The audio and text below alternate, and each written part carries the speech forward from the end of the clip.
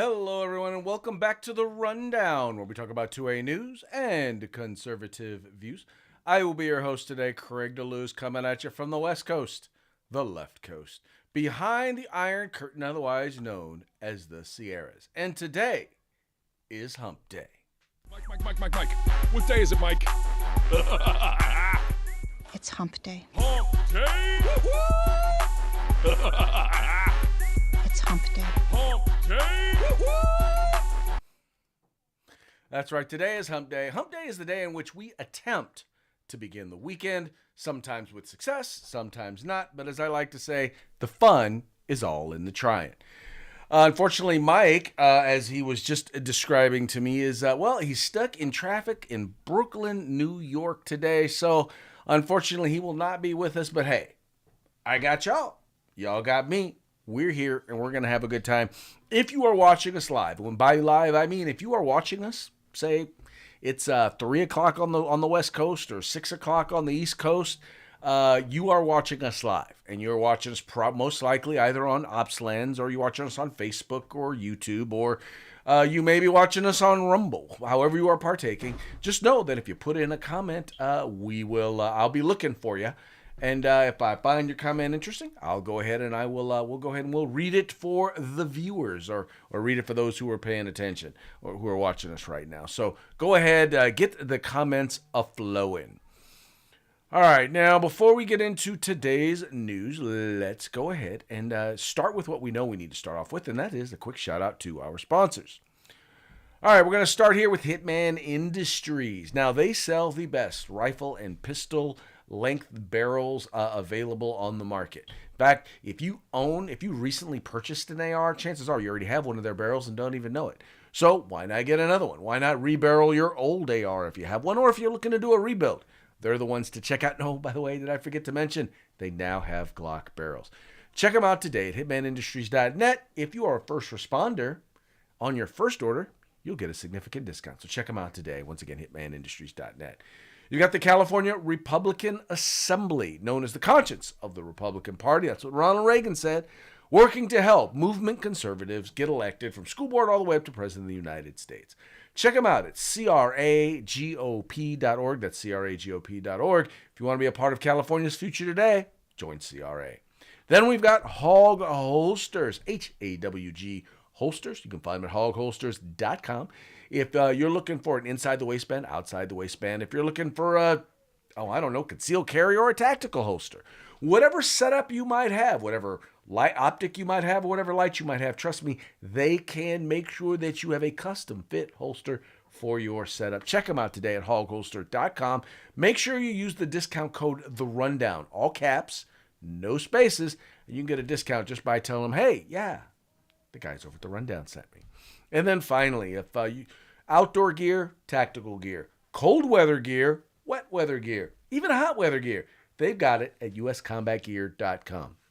Everything from the top of your head to the bottom of your feet. If you're looking for boots, if you're looking for hats, if you're looking for eyes, when I say eyes, I mean, tactical glasses or sunglasses, anything tactical you're looking for except for the gun, they have it there at uscombatgear.com. Veteran owned and operated, great prices, fast shipping.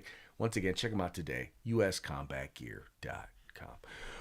All right, so this first story is, let's just say, I don't know how I feel about this. I don't know if this is a good sign for Major League Baseball, or if this is just, or if they deserve to get chewed out because, they never should have done this, and they never should have done what they did in the first place. And it has to do with the Major League Baseball All-Star Game. Now, you might recall that last year, the All-Star Game was removed from the city of Atlanta because the state of Georgia was working to pass, was it last year or the year before last? Anyway, I think maybe it was last year, but they were working to pass a voter law, a voter registration law that basically codified a lot of changes that were made during COVID into law that actually helped deal with both, number one, making it easier for people to vote, but number two, also increased accountability to make sure that it would reduce voter fraud. Well, because Republicans were passing it, Democrats, as they usually do, fought against it. And the number one way in which they fought against it was by referring to it as racist. In fact, the President of the United States, Joe Biden, referred to it as Jim Crow 2.0 or Jim Crow on steroids. That's how racist they said it was. And it was so bad that Major League Baseball said we can't have our All-Star game in this state, which is so racist.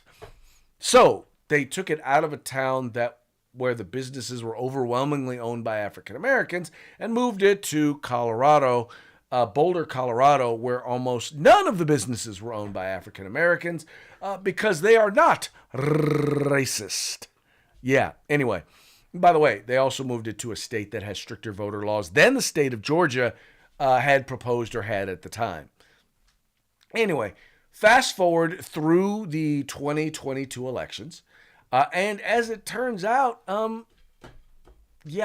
more black people voted. In fact, there were record numbers of people voted, period. So it was easier for everybody to vote, but even amongst black people, record numbers of voters wound up showing up to the polls. It was weird because, this was so racist. Nobody was supposed to be able to vote, right?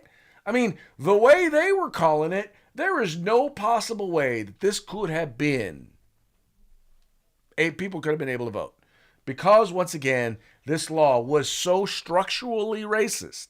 I mean, racist as racist could be. But turns out it wasn't very racist because black people don't have a problem getting. Anyway. Suffice it to say, we'll just go to this one. This is once again being reported. This is over at the National Center for Public Policy and Research. It says Major League Baseball All-Star Game returns to Atlanta after Georgia's election integrity law shown to protect, not disenfranchise black voters. This once again is commentary through Project 21, my good friend Horace Cooper over there. It says here, it would seem Major League Baseball's temper tantrum has finally subsided. In 2021, MLB Commissioner Rob Manfred moved the MLB All-Star Game from Atlanta to Denver to protest Georgia's new voter integrity law. But now, even with the law remaining firmly in place, the game is returning to Atlanta. And thanks to the courage of Georgia leaders who have stood their ground against MLB and other naysayers, black voters in the state have found that their votes are more secure than ever. Wow. I mean, I'm still waiting for the apology. I'm still waiting for Major League Baseball, for Rob Manfred, because he's the one who made this decision. This was, by the way, was not a decision made by the owners of the teams. This was one that was made by the commissioner, a decision that was made by the commissioner. I'm still waiting for the commissioner to apologize. And he needs to apologize to every Republican or every member of the Florida House and to the Florida governor who signed the bill. Anyone who supported it, they need to apologize. They need to apologize to every business that went out of their way and spent a lot of money to prepare, right? To make sure that they had food, to make sure that they had staffing, to make sure that they had everything they needed in order to be able to adequately service the folks or deal with the folks there during the All-Star Game. Because, when it comes down to it, these folks, they're not interested in actually what the law does. They're more interested in what they believe it does. And see, they don't care about actually reading the bill. What they care about is, well, Republicans proposed it, therefore it must be racist. Therefore it must be wrong. Because Republicans proposed it, right? Because every time I debated anyone on this law, the first question I asked them was, have you read it? Because I'm like, everything you keep saying about it is not true. Everything you keep telling me about this particular voter law is not, in fact, what it does. So it raises a question as to whether or not you've actually read it. And guess what? 9 times out of 10, because, when it comes down to it, 9 times out of 10, they didn't. They hadn't bothered to read it. And that's what's so frustrating. Because you and I know they didn't bother to read it. We know this.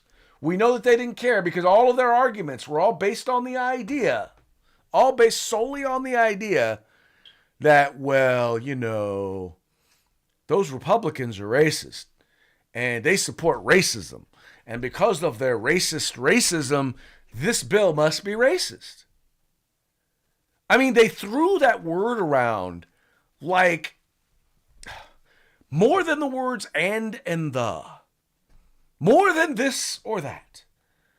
I mean, it was basically, if you would have sworn that racist was the pronouns for the Republican Party in the state of Georgia, because that's how often they used it. But they didn't actually address the substance of the measure.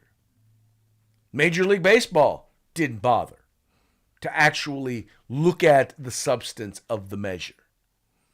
And this is why we have such a hard time. This is why, I ain't gonna lie, this is why there are times when I have a very difficult time talking with and dealing with some of my friends in the Democratic Party. And you know what? I'm a firm believer that you can be reasonable and rational and still be a Democrat. It's hard, but I believe that. And I believe that there are some good, in particular, local elected Democrats.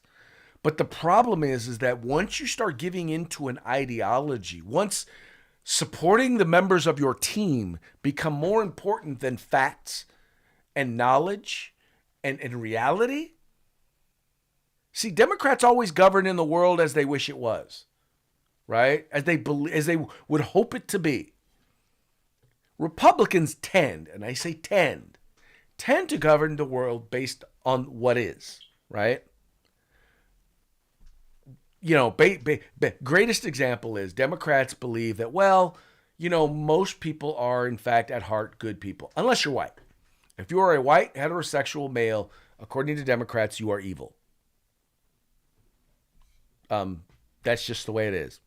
You are, in particular, if you are a white, heterosexual male, Christian, Republican, then you are definitely, you are Satan incarnate, according to the Democratic Party. Unless, of course, you're willing to spend your time bashing Republicans. Then, when you bash Republicans, you are seen as noble. You are seen as upstanding, as a truth teller, at least while you're bashing Republicans. But any other time, you are evil and you are hateful. And that's the hard part, because in many cases, it's very difficult to actually talk policy, because in many cases, I seem to be the only one in that conversation interested in actually talking policy, actually talking facts and knowledge and understanding of an issue. And by the way, I don't spend a lot of time debating issues I know nothing about. I don't. I really don't, because I figure there are plenty enough people in the world who know about it. And why not let people who understand the issue actually debate it and talk about it? I'm not saying, let me clarify, I won't say I won't talk about it. I'll just spend more time asking questions than I will, trying to give answers or solutions. Anyway, we have a good friend from the gun foodie, Mr. Patrick Collins over here, commenting. He's like, Brooklyn is a long way from the Sunshine State. Yes, it is. But you know what? When your job, Patrick, is as a pilot, you get to do stuff like that. You get to travel the globe and do your thing and have a good time like that. So, needless to say, that's likely where our good friend Mr. Piwowarski is. Okay, well, this is interesting.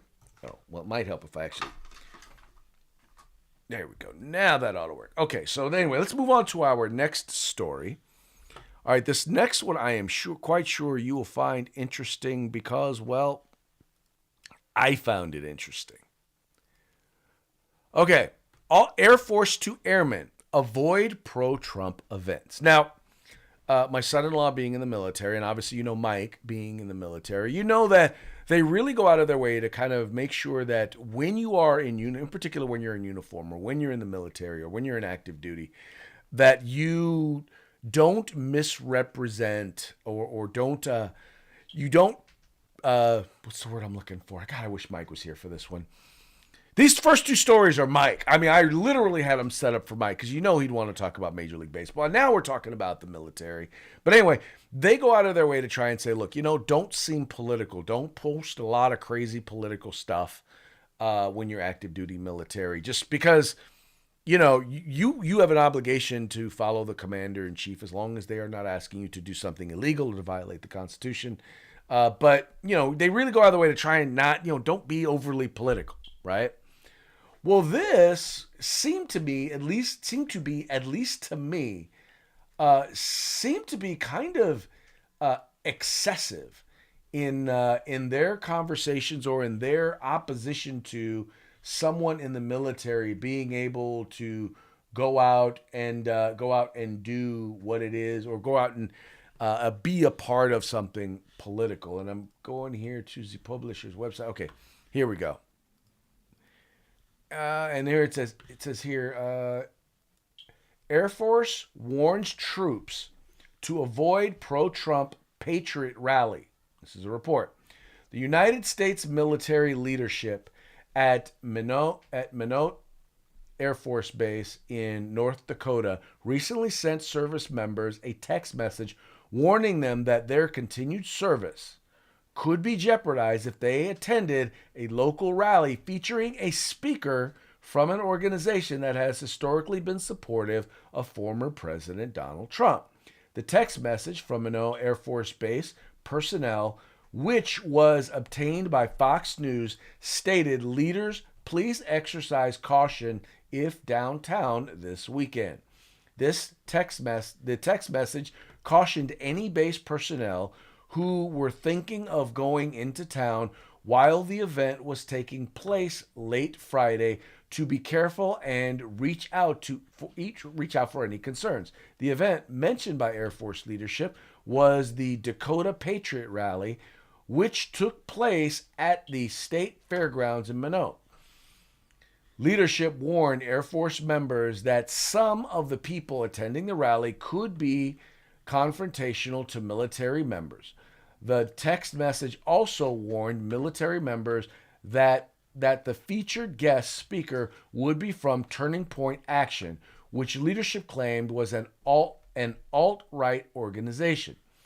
In the text message sent to the Air Force Base's service members, leadership warned participation with groups such as Turning Point Action could jeopardize their continued service in the U.S. military. According to the Dakota Patriot Rally's website, the rally's featured speaker was Turning Point Action Chief Operating Officer Tyler Bauer, a conservative activist who joined Turning Point USA after serving multiple political positions.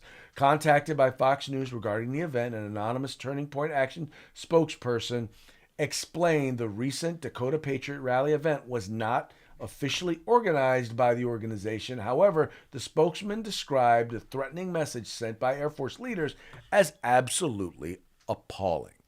Now, here's what I don't get about this. So first of all, let's talk about who Turning Point USA is.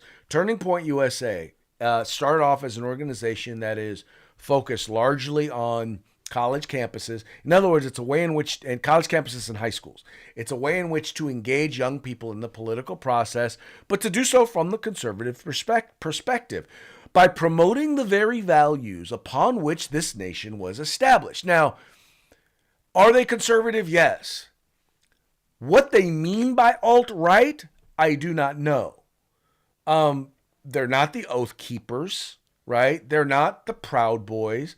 There's never been any violence engaged in by representatives from Turning Point USA. And Turning Point Action, by the way, is specifically about getting engaged in politics. But they have a faith wing of their organization. They have the Turning Point USA, which is the college wing, and the Turning Point Action, which is specifically about engaging people on the issues that are important, working to help get people elected. Now, what I'm trying to figure out here is, why would being involved in a political organization why would that jeopardize your service if you were to attend an event? We're not talking about them, being front and center in the event. We're not talking about them engaging in any violence. We're talking about simply being a part of, attending an event that is conservative. Because you notice they didn't say anything about you. I've never heard one warning about anyone showing up at anything done by Antifa. I've never heard one word about that. Or Black Lives Matter. How about that? How about them? Their events are almost guaranteed. If they host a protest, it's almost guaranteed to end in violence. Or how about this? How about a pro-Palestinian protest? Didn't hear anything about any of those. And we know that there, once again, is a very good chance that those are going to turn out to be violent. How do we know? Summer of Love, or Summer of George Floyd. Violent protests. Now, mind you, not every protest turned out to be violent. But every protest that did turn out to be violent started off as a BLM, quote-unquote, mostly peaceful protest. Yes, every BLM riot, it started off as a BLM, mostly peaceful protest. And yes, there were Antifa people there. And most of the Republican events, most of the Trump events or GOP events that have included violence was 100% instigated by the left, by Antifa. The violence was instigated by Antifa, or whatever you want to refer to them as. They are violent extremists. And it's interesting. I've never seen, nor have I ever heard of. Now, once again, I could be wrong. I could be wrong. Maybe I need to go. Maybe I need to look it up. But I don't believe so.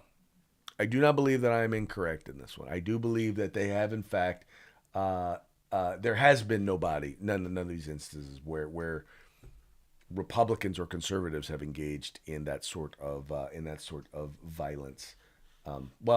January 6th. And for those of you, I know some of you out there right now saying that January 6th wasn't violent. It was. There was violence there. It was the minority, and it was a very few people who were engaged in it. And those who were engaged in it definitely need to be prosecuted to the fullest extent of the law. So just, whoever is screen grabbing this, or whoever is copying this or posting this and going to put it out there to try and slam me later, I'll bet you they leave that latter part out. And I'm only saying that right now. I'm saying that right now because when they do, I'll be able to pull it right up and you'll be able to see, yep, I said that they were going to do it. Because they will. Because they're liars. We know they're liars. Anyway, all that having been said, I just think it's interesting that you have, once again, the military. The American military is discouraging people from engaging in exercising their fundamental right to be involved in the political process. Very, very weird. Huh? No? You guys agree? Disagree? I don't know. Let me know in the comments. Let me know. What do you guys think? Do you think it's weird? Do you think it's disturbing? Does it bother you that they are, in fact, that the military is, in fact, doing this? I don't know about you, but it definitely bothers me. Anyway, moving right along. Here we have Oregon mag ban ruled unconstitutional. Once again, another liberal gun grab has been ruled unconstitutional, and this one is there in the state of Oregon, part of the West Coast Wall of gun control, or the West Coast Wall of woke, whichever you would like to refer to it. But this is an article over at Breitbart. It says here, Oregon judge blocks magazine restrictions permit requirement for gun purchases. Harney County Judge Robert S. Riccio issued a permanent injunction Tuesday afternoon against Oregon's ballot measure 114, which contained magazine capacity restrictions and a permit to purchase a requirement for firearms. Breitbart News reported that Riccio issued a temporary restraining order against BM 114 on December 6, 2022, in a case filed by Gun Owners of America. Yay, Gun Owners of America. In the aftermath of the decision, Oregon police expressed concern that once the temporary restraining order ended, BM 114 could limit them to 10-round magazines and force them to get a permit in order to carry their firearm off duty. Following the December 6, 2022 temporary restraining order, BM 114 spent months in state and federal courts and has now been blocked via a permanent injunction from Riccio. Riccio found that BM 114 violated Oregon's Constitution. So here's the thing, folks. It doesn't just violate the state constitution. It violates the national federal constitution. It violates their state constitution. And by the way, just so you know, so the magazine ban has been black. Now there's not a restraining order in place in California. Unfortunately, we are limited as to what we can purchase. We can still possess magazines greater than 10 rounds if we had purchased them when they were legal. Which during the summer of freedom, we did do that here in California. So there are millions of standard capacity magazines in the possession of millions of Californians, or hundreds of thousands at least of Californians to this day. But with that having been said, once again, another court has struck down this magazine ban. And by the way, we talked about this the other day, because in Maryland, the requirement to have to get a permit in order to purchase firearms, that was shot down. That's something that's being proposed here in the state of California. Not that it's not horrible already. By the way, California has been rated the most anti-gun state in the United States, and that's by the Giffords Foundation. Now, okay, they didn't call it that. They just said it's got the best, what do they call it? The best gun safety laws, right? They're number one, the highest rated state when it comes to firearms, gun law safety or gun safety. That's how they put it. But we know that means this is the most anti-gun state in the country. Not really a lot to debate there. I mean, really. But the one thing we don't have is we don't have permits. That we don't have to get a permit before we can purchase a firearm. We do have a 10-day background or 10-day waiting period, right? We do have limits on the type of firearms and the number of firearms that we can purchase when we go to the gun store or from the gun store.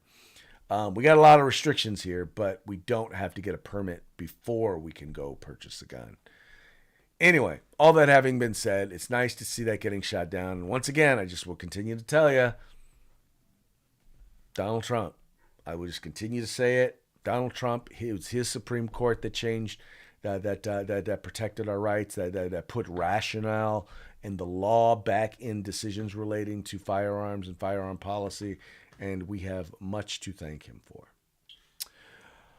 And on that note, that then will bring us to our next point, which is Joy Behar. Now, I don't know about all of y'all, but it's funny. My brother is a very liberal Democrat. Well, he's liberal. He's liberal compared to me. He considers himself a blue dog Democrat. And there are some things like on guns, he's pretty conservative. But, a lot of people, every time people look, they all say, "Oh, well, Thanksgiving dinner must be very interesting." Because he's a Democrat and I'm a conservative. He's a liberal and I'm a conservative. But people always talk about Thanksgiving dinner and how contentious it is. And I think especially since Donald Trump came on the scene, and I say Donald Trump because for some reason the Democrats just seem to hate him. And I know why they hate him, because he used to hang out with y'all. He used to support all of y'all. And then he decided to become a Republican. He decided to become a Republican, and you don't like him because he's a turncoat. That's why you don't like him.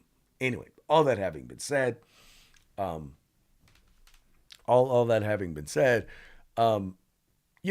holiday dinners have oftentimes become a very difficult place to have a real conversation, because you have people who literally haven't talked to family members in years because of, disagreements relating to Donald Trump or disagreements relating to politics.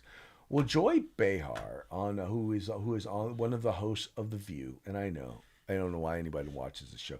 She decided to come out and made the statement. Where's it at here? The View's Joy Behar suggests that Thanksgiving this year is the perfect time to discuss politics. Joy Behar, one of the co-hosts of The View, suggested Wednesday that Thanksgiving this year might be the perfect time to discuss the state of politics at the dinner table. The hosts of the show noted that Thanksgiving is a time when families attempt to avoid the subject of politics during Thanksgiving dinner because it is meant to be a time for families to come together. When asked by co-host Whoopi Goldberg how one could bring up the subject of politics at Thanksgiving dinner, Behar suggested that one could discuss politics with their families at all events like this. Let's go ahead and let's listen into the conversation.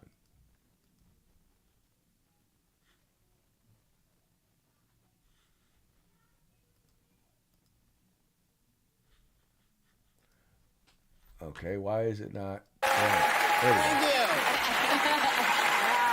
That tomorrow, millions of Americans across the country will be across the table from relatives who see the world a bit differently than they may. And right now, this country's so divided on issues like the Israel-Hamas war and the fact that we're heading into an election year. Has anybody figured out either how to avoid having the conversations, or do you just jump right in? I believe you talk politics at all events like this. Really? This is a perfect time to bring up where the country's going. Make sure you have all your facts. You know, make sure you have your ammunition and be calm. No carving knives on the table. That helps. But no ammunition either. To me, you know, they always say never talk about politics or religion. There's nothing more interesting than those two topics, except maybe sex. Add that to the Thanksgiving table. Yeah, so you can't talk about sex in front of your parents. It's gross. Yeah. We don't. So I say bring up Trump, bring it up. And educate your relatives who don't understand what's going on. Yeah, that didn't go well in my family. It went very poorly. A person got thrown out of another family member's home. And so we then tried the following year. These are the Trump years.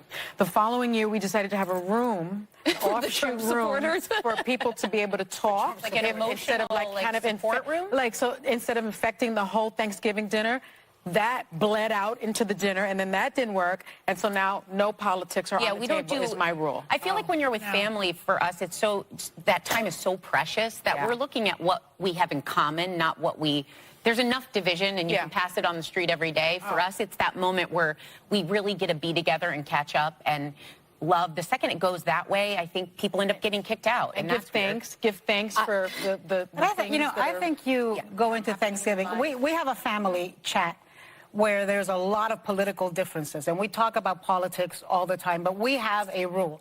No offense taken in this chat. It is a no offense taken zone. And I think that's how people should approach Thanksgiving if you're going to talk about politics. I gotta say, working in politics in a deeply unpopular White House, spending that over Thanksgiving dinner, the number of, I'm open to kind of a disagreeable, like to Joy's point, let's actually talk about the facts and have a discourse. That's valuable. What I never loved was when people had ideas like, listen, I know how to solve COVID. The Middle East, I've got it. Like your crazy uncle thinks he's got all the answers What to are you the having problem. dinner with what's his name? Jared Kushner. So I think you can have an honest dialogue if there's respect, but nobody's going there wanting to have that But a conversation. lot of people are also drinking, and I don't think the most productive conversations happen, and I am one of those examples. Same. I'm not my most brilliant self a couple glasses of wine in, so just like, I don't think By the way, I All right, so let's break this down a little bit. So the real issue here is that they're talking about, once again, is whether or not you should be having these sorts of conversations. And I'm like this. You know what? First of all, let's just be clear. They say the two things you're not supposed to talk about in polite company are politics and religion. Well, you know what? Those are two of my favorite subjects because they're really about governing and about values. And when I say religion is about how you govern yourself, your actions, your belief, your values, the underpinnings of those things. And politics is really about that of the nation. It's about a shared set of agreed upon rules that we are going to establish for ourselves and for one another. So I think it's important that we have those conversations. And I think that it's important to be respectful. It is important to be respectful. And when someone, here's the thing I also realize though, when you're having those conversations, you have to realize when someone just is not, they're not prepared. They don't have the knowledge or the knowledge base or the understanding to be able to have that conversation. And sometimes you just got to say, you know what? You don't know what you're talking about. I'm going to move on. Because you recognize they haven't studied. They don't know what they're talking about. And you could share with them. And I've done this before. I've been in the situation where we're having this conversation and they'll say, well, no, that's not true. And I'll be on my phone in the middle of the conversation, texting them links to stuff. This article, that article, this article, that article. And I'll tell them, I know you don't have the time to read it right now. And you probably never will read it. I just want you to understand that there's other information out there that you haven't read or you haven't reviewed, or you've reviewed it, but you either didn't review it completely or you've chosen to be, you have chosen to be willfully ignorant. And that's okay. You can decide that. But I'm not going to sit here and engage in a conversation with someone who's willing to just deny reality, deny facts. And, oh, by the way, also, I'm very clear, and I try to be very clear about distinguishing my opinion versus fact, right? I really do work to try and make sure that when I'm talking to somebody, I'm not trying to pass off my opinion as fact. If I don't know something for sure, I'll say that I don't know it for sure. If I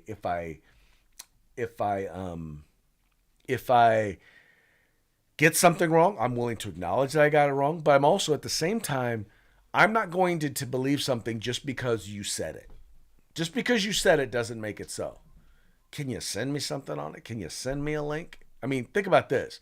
We have the ability, like I just said, at the touch of a button, I can whip out my phone and I've got the largest, encyclopedia, the largest research assistant out there. I can find information on just about anything.